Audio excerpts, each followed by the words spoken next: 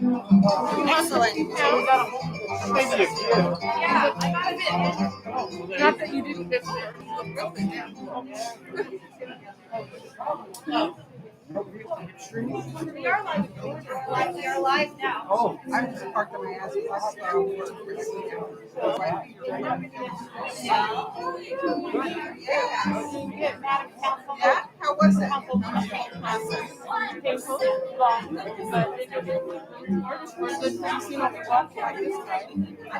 He walks everywhere. How cute.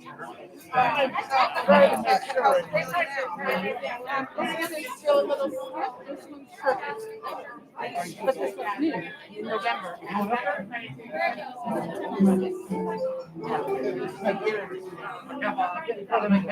one's broken in, the other one's I need to do it. I mean, you had to just psych yourself up and do it. Maybe somebody's got to do this after quality of life. I got tired that you can't walk anywhere. All my travels were like much walking with the scooters. I take my cane. And the last trip I took, my girlfriend went and ordered a wheelchair on board. A long hallway from the big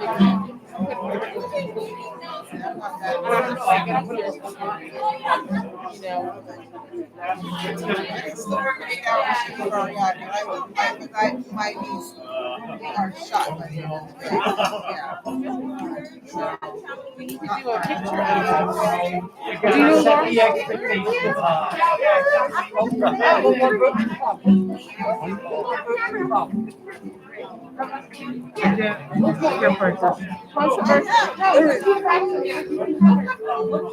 Really?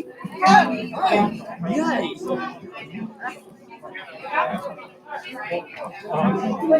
See you too. Don't worry, smile with your eyes. Smile with your eyes. Okay. I got a bunch. Okay. Thank you so much. What's your name? I'm Lynn. Hi, I'm Lynn. She's from the I'm just East Cutter. Of course. I didn't recognize you without the. Yeah. We're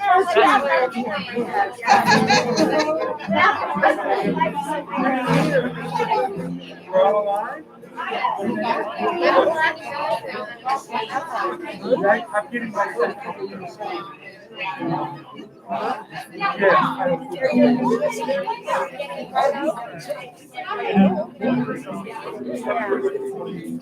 I don't go anywhere when I walk my dog at night.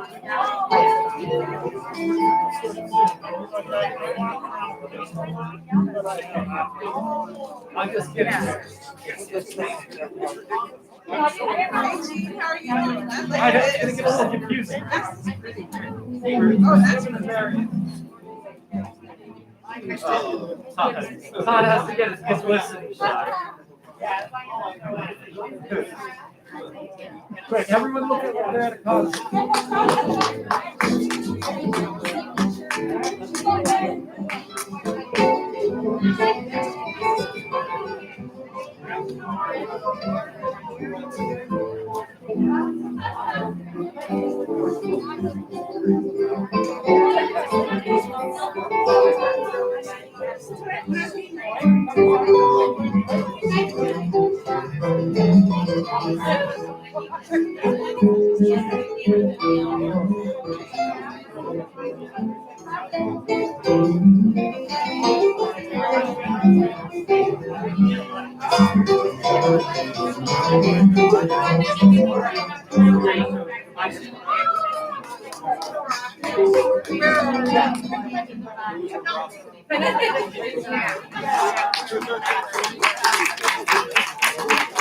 Ladies and gentlemen, if you'll just all assemble or get someplace where you've got a good view, and we will begin.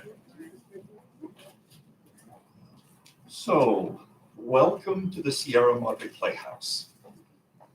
I love saying that. That's how I start all of my evenings when we're in the theater. And saying it tonight makes me feel like we're one step closer to being back inside.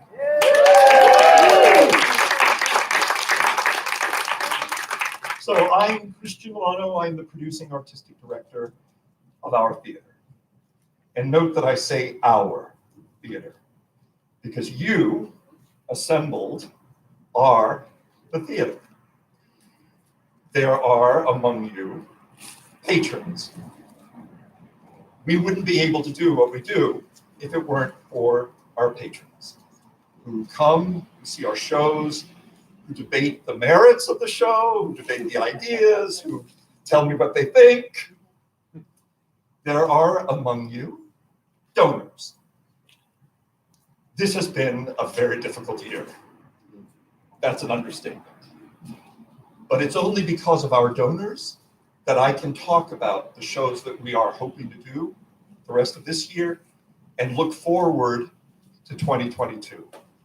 And I will say that amongst our donors, and I know that there are a few of them out here, this year we had 227 new donors.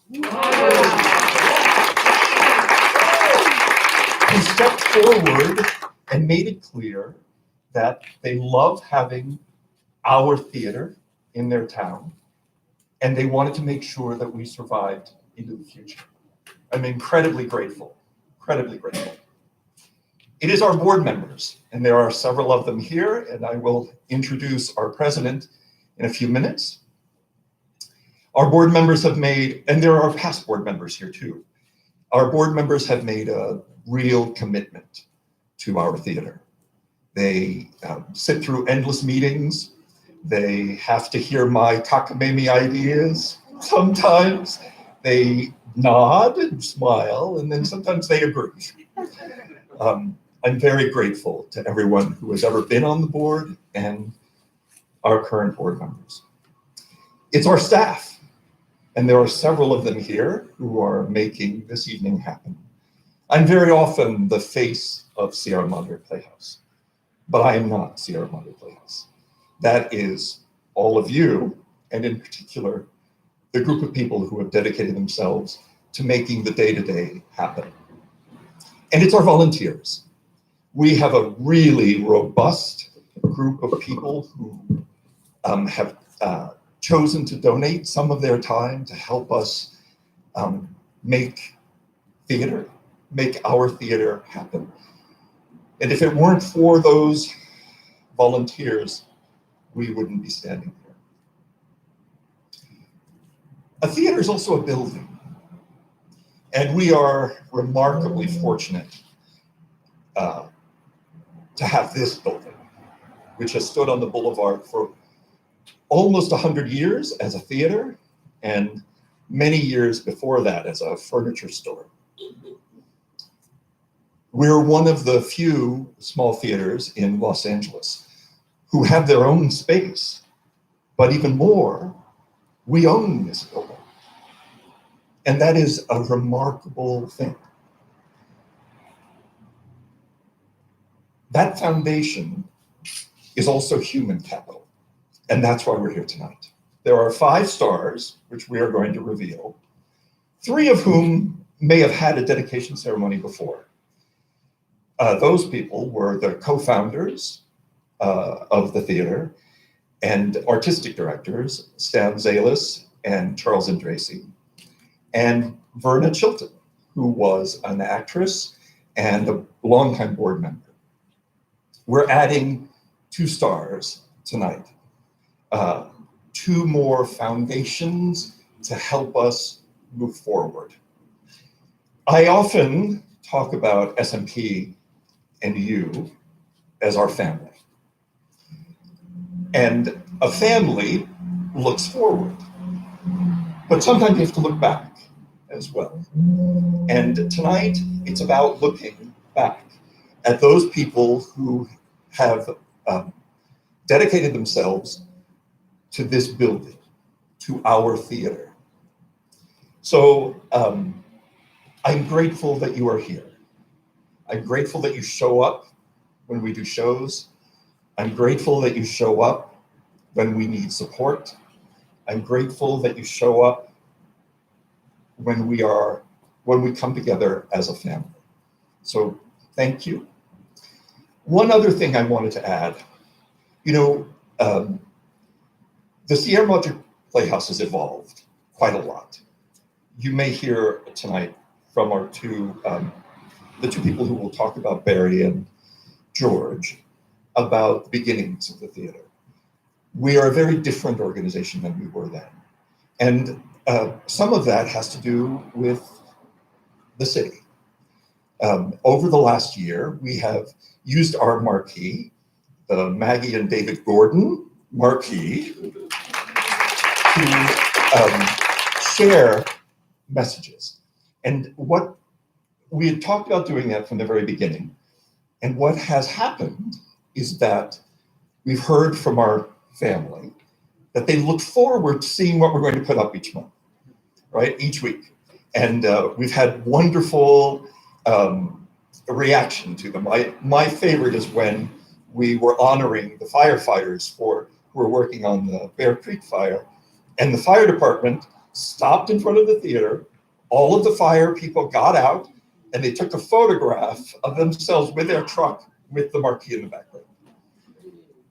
I think this year of isolation has taught us what it means to be in community. And that marquee has been our sign to our family that we're still here and that we're all together until that day that we can actually be together. So thank you. Thank you again. Let me introduce now our board president, David Gordon, just to say a few words, David, if you will. Okay, thank you, Christian.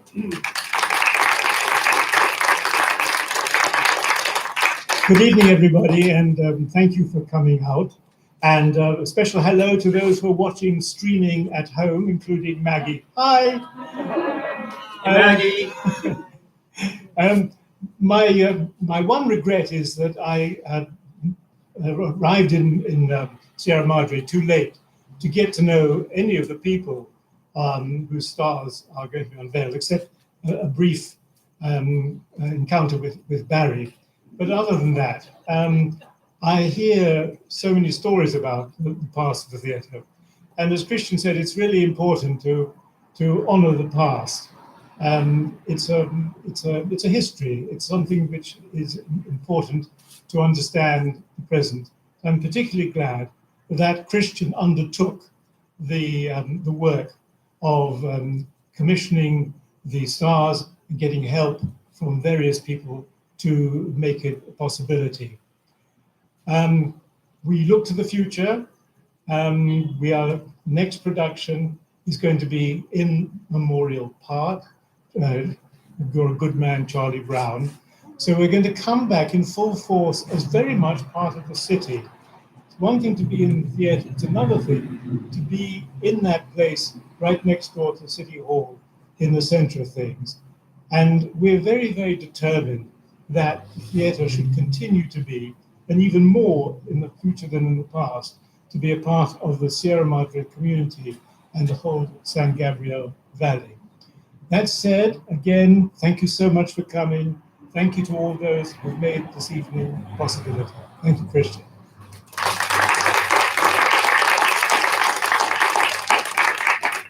Many of you who have been at closings have heard me describe theater as ephemeral. What we do on stage once we close a show just disappears. It disappears that night. It'll never come back.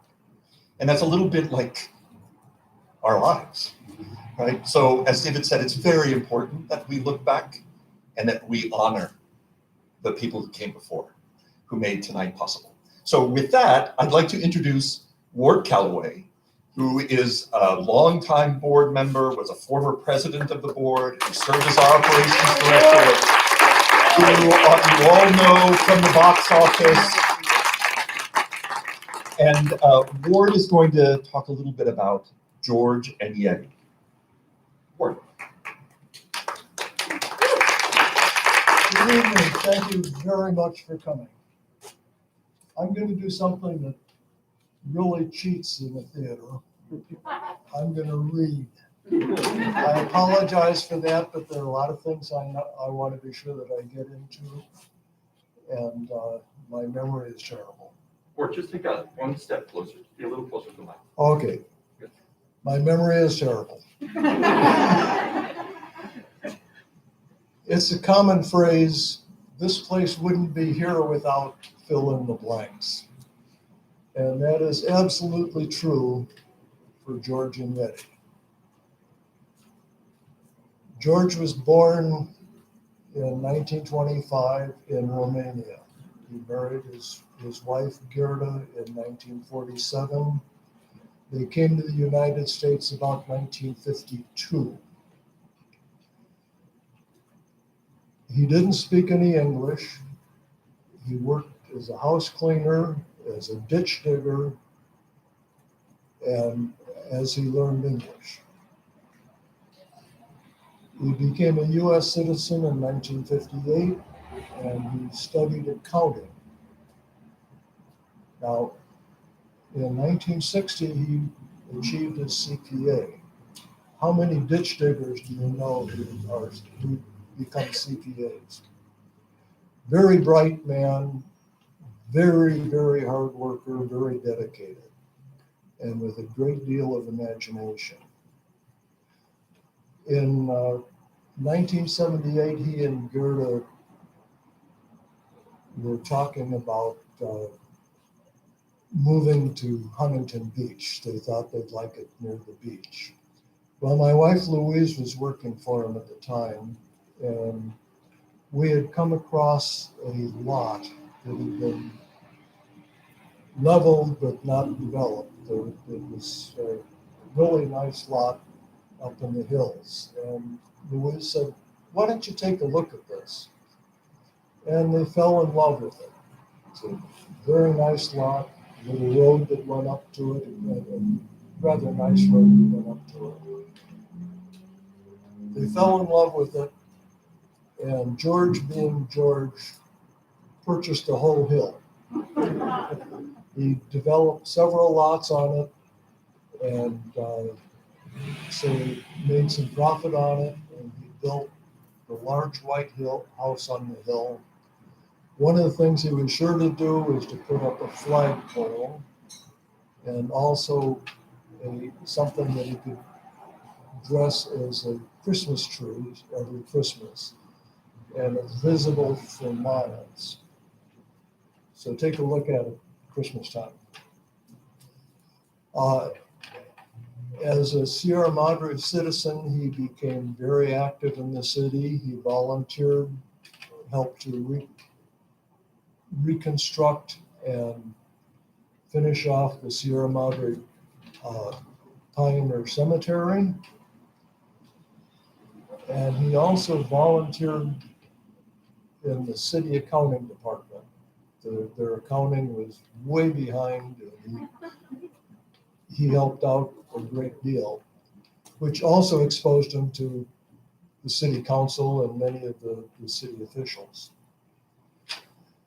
Now, the Playhouse here was started, as we know it, in 1980 by Charles Andrese. And Charles didn't have very much money. He had a good imagination, and he managed to put on some pretty decent productions on this community theater. But unfortunately, he wasn't a very good businessman, but he hung in there really until like 1998. And he was just out of money. He was discouraged. He went to the city council and he said, how can you help me? I can't afford this anymore. And the council was unable to help him, whether it was by law or what, we don't know. But Lee Klein, one of the councilmen, said, let me talk to somebody. And of course he talked to George Enyedi. And George said, I think we can do this. He got together a group of people, many already Playhouse volunteers, to reconstitute the board of directors, which somehow had fallen along the wayside. Louise and I were fortunate enough to be invited to join them. Let's see, now we get to under George's active leadership, he He named himself as president of the board. He replaced the theater seating, and many people have told us about, I used to come here and the springs were sticking out of the theater, I had to bring pillows. And in fact, we occasionally find people coming with pillows. They rewired the theater lighting system, built the sound booth, refurbished the patrons' dressing restrooms, replaced the theater lighting board, widened the lobby, installed this hardwood flooring that was one of George's absolute prides.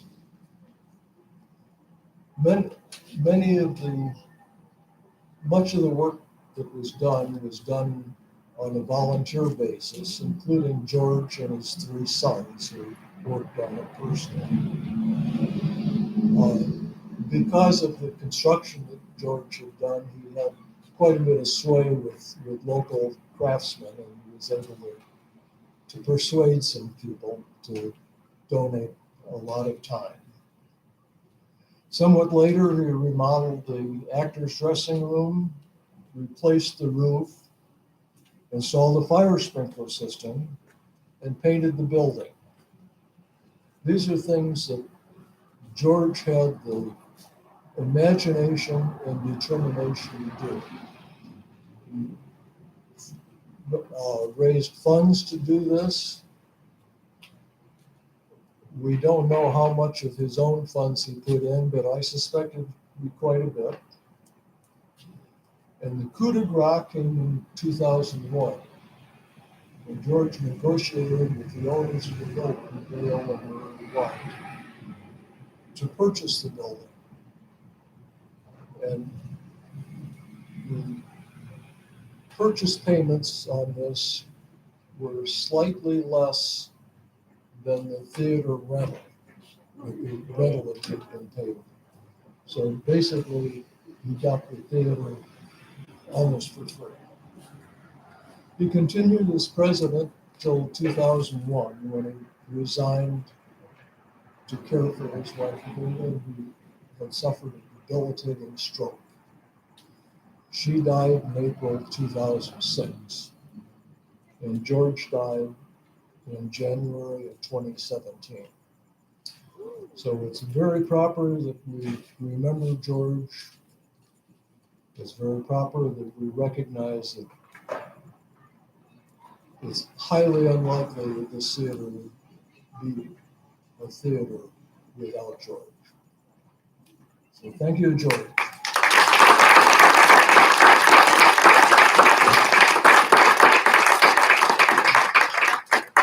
To honor George Enyedi, when we reveal the star, you'll see that we've added the word visionary under his name. So let me now introduce Barbara Schofield. Barbara Schofield has a long history with our theater. She was a board member for many years. She's directed many shows. She will be directing the first play of next year. I say it out loud so she knows I mean it. She'll tell you, but Barry brought her to the theater. Barbara.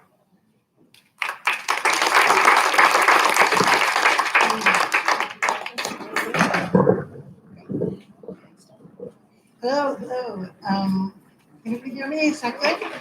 Yeah? Yes, I knew Barry Schwam for a long time before he brought me to this theater, but I also knew this theater from the 1960s when I went to school at Pasadena High School, where I first met Barry. We graduated together, I hate to admit it, in 1968, and we were both acting students with Abel Franco at Pasadena High School. And that left an indelible mark on me, as it did all his students, and an indelible mark on Barry, I know, and the many conversations we had about how being in theater in high school, especially in maybe the late 60s or perhaps at any time, changed our lives and maybe in some ways saved our lives. And Barry, even at that time, was the extraordinarily unique individual, quirky character that he always was, and that he was right up until his passing. He was creative as all get out. Those of you that might have known Barry in high school or after would recognize the person that was always doing something. There was always a project. There was a film being made or a song being written. There was some kind of satire being worked on. He had an incredibly bizarre and refreshing sense of humor, as you all know, right? And there were always ideas, more ideas than he could manage to realize. I graduated from PHS in '68, and then not too long after that, I left LA for all intents and purposes and didn't really return to live permanently until 1997. Around 2008, I think it was, I happened to go to my very first PHS reunion. I hadn't been to any of them. I hadn't been here. And I suddenly thought, okay, what the hell? I'll go. And PHS was having its 40th reunion in 2008. And I went and I sat at a big table with a bunch of other people, some of whom I knew, and I was very, very happy to see, many of whom I did not know. But of course, Barry was at that table. And it was so wonderful. And we could sit and we could talk. And we talked about high school, and we talked about Abel Franco and Pasadena High and doing theater. And he said, you know what you have to do? And I said, no, what? Barry, what do I have to do? And he said, you have to join the board at the Playhouse in Sierra Madre. And it was like the first thing out of his mouth as far as what should I do now that I was back living in LA. And I had spent a long time away, and I'd done a lot of theater in a lot of other places. And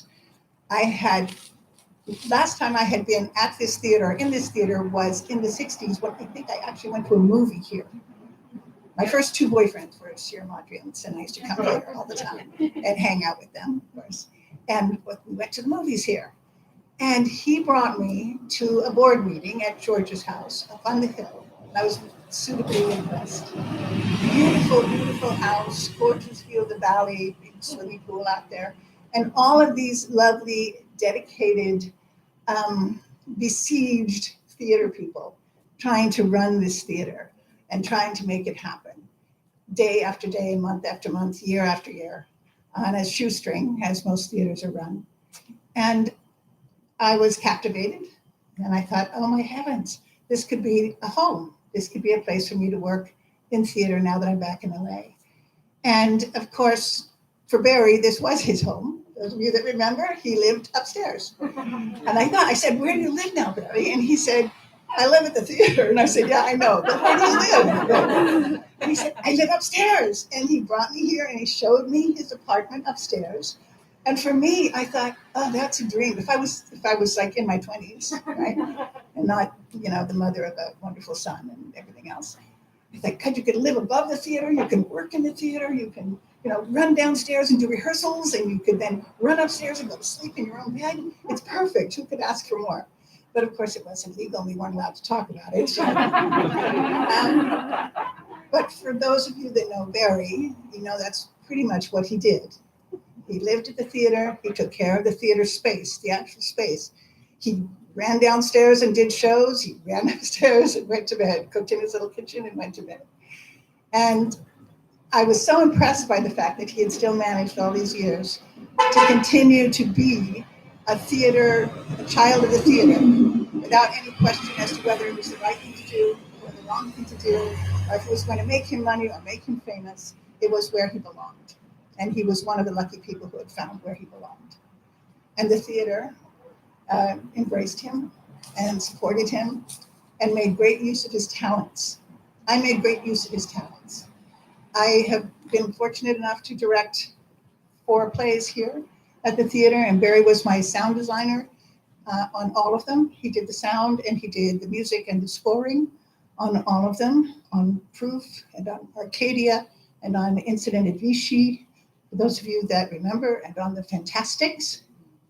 And then I finally got the great pleasure of directing him as an actor in The Fantastics, where he did the sound and he played the old actor to great acclaim. He was a brilliant performer, and I couldn't have had a better actor in that role. So I just wanted to speak to Barry a little bit about, congratulations, buddy, you pulled it off. You stayed in the theater your whole life. That's an accomplishment. And you only got better as the years went on. So here's to you. And that's about all I have to say.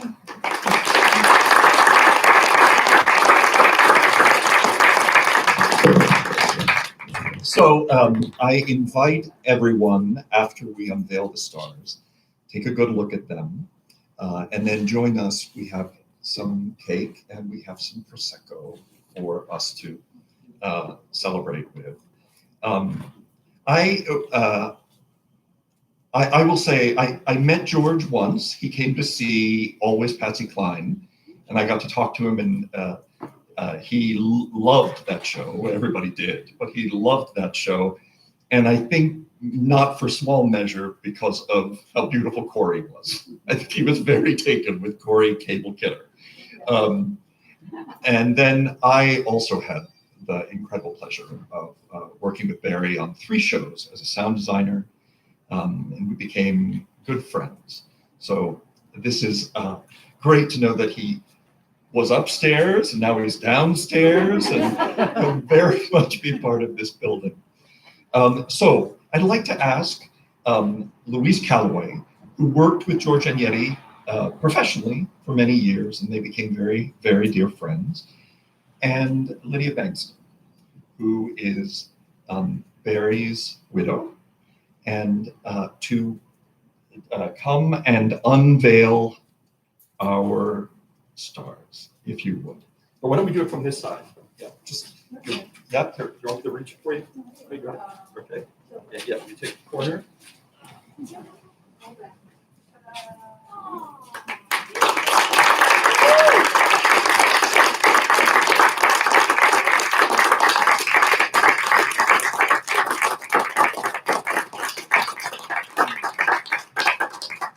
One last thing, I do want to acknowledge Randy Montgomery. Randy Montgomery's father owns a Valley Monument, who created all of the stars, but particularly the 2 new ones. And those of you who take a good look at them will notice that they're not all exactly the same because they represent 3 different foundries. So this is why the 2 new ones have a smooth background.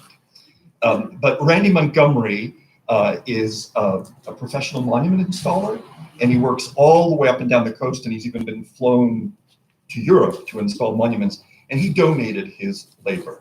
So we're very grateful to Randy Montgomery.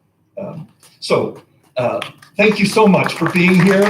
Come to see Charlie Brown. Tickets go on sale May 3rd, and we'll see you in the park, and we'll see you hopefully in the building in September. Thank you. Have some cake.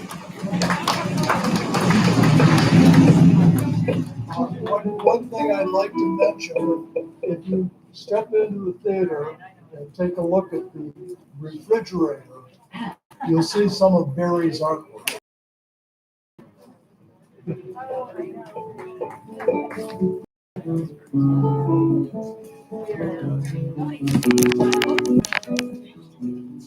Sorry about that. I'm gonna end it.